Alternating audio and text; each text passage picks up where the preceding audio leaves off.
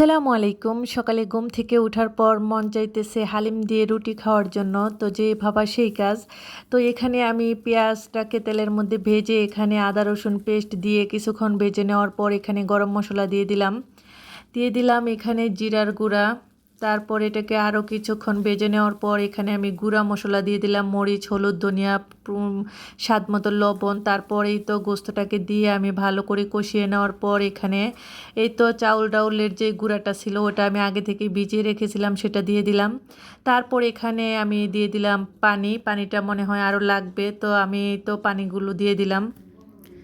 তারপর কিছুক্ষণ জাল করে নেওয়ার পর এই তো বলক চলে এসেছে। তারপর এর মধ্যে আমি দিয়ে দিব কাঁচামরিচ কুচি।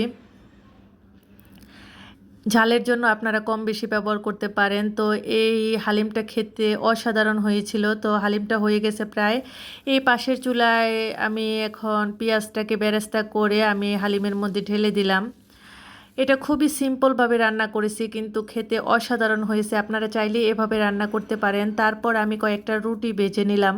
হালিমের সাথে রুটিটা কিন্তু ভালো যায়, এই জন্য রুটিটা ভেজে সকালের নাস্তায় সেরে নিলাম। তো আপনাদের কাছে যদি আমাদের এই প্রতিদিনের কাজকর্ম ভালো লাগে, অবশ্যই আমার পেজটাকে ফলো দিয়ে আমার সাথেই থাকবেন।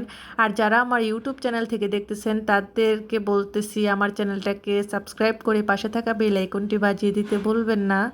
আপনাদেরকে অসংখ্য ধন্যবাদ আমার সাথেই থাকার জন্য। এখানে হালিমের ঘনত্বটা আমি দেখিয়ে দিচ্ছি, এটার ঘনত্বটা ঠিক এরকম ছিল। ভালো থাকবেন সবাই, সুস্থ থাকবেন। আল্লাহ হাফেজ।